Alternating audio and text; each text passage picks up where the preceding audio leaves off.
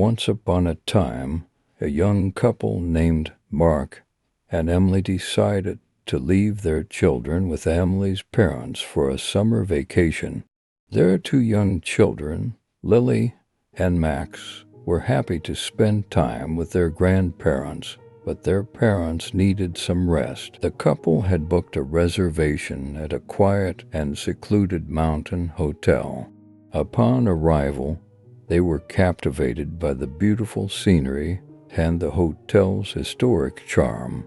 However, there was a strange sense of unease in the air.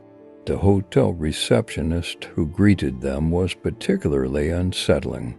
The receptionist bore an uncanny resemblance to Lily and Max, with the same expressions and smiles. This similarity sent a shiver down Emily's spine. On the first night, as Mark and Emily settled into their room, they heard faint footsteps in the hallway. Emily opened the door to check and saw the receptionist at the far end of the dark corridor.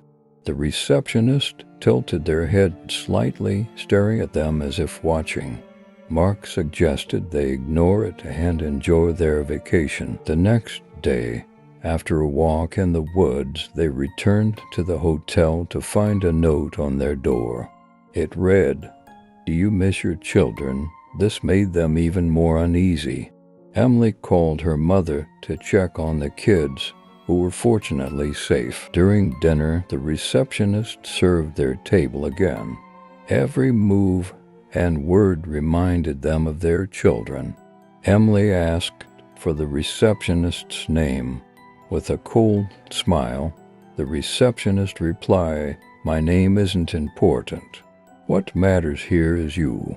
Mark felt increasingly uncomfortable and considered speaking to the hotel manager, but something held him back. In the middle of the night, Emily woke up suddenly. She sensed someone in the room. In the dim light, she saw a figure at the edge of the bed that looked exactly like Lily. "Mom," the figure whispered, "why did you leave us?" Emily frantically turned on the light, but there was no one there. Mark tried to calm her down, insisting it was just a dream. The next day, the couple decided to leave. As they checked out, the receptionist met them at the door. "I hope you enjoy your stay.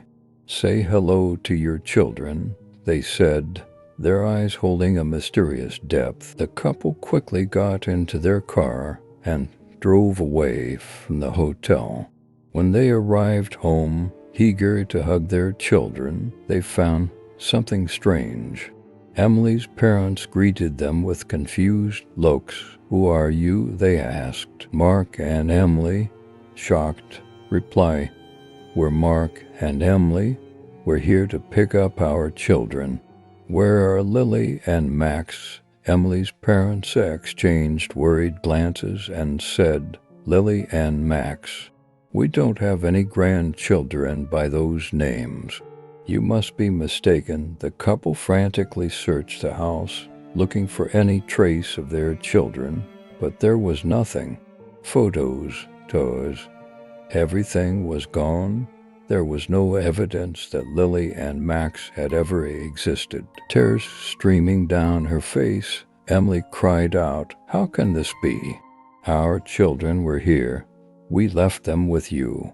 Mark, trying to make sense of the situation, recalled the receptionist's eerie smile and the resemblance to their children. Emily's mother, visibly distressed, said, "We really don't know you. Please leave our home." Mark and Emily, devastated, returned to their car. The existence of their children had been completely erased. They could never understand what had happened at that strange hotel, and the fate of their children remained a mystery forever. With their hopes shattered and lost in the darkness of the mountains, they decided to go back to the hotel to search for answers. As they arrived at the hotel once more, they searched every corner, calling out for the receptionist. But the receptionist was nowhere to be found. The hotel appeared eerily deserted, as if frozen in time.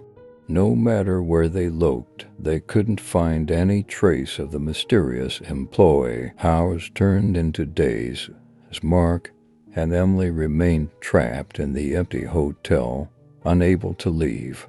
Each hallway seemed to twist and turn endlessly, leading them in circles.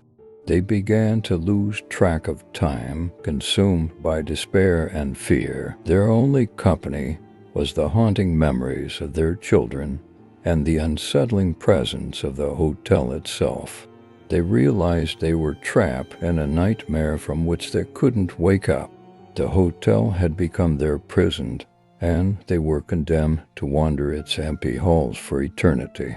With no way out and no hope left, Mark and Emily resigned themselves to their fate, their screams echoing unheard in the desolate corridors of the mountain hotel. And thus the storyteller felt as if they were lost in an endless maze of despair and darkness. A broken connection with reality shook them to the core as they struggled with hopelessness. And finally, they accepted that they would find no answers in this darkness, only to be consumed by the infinity of silence and solitude. This is how the story came to its end, a conclusion found for a narrator standing on the edge of an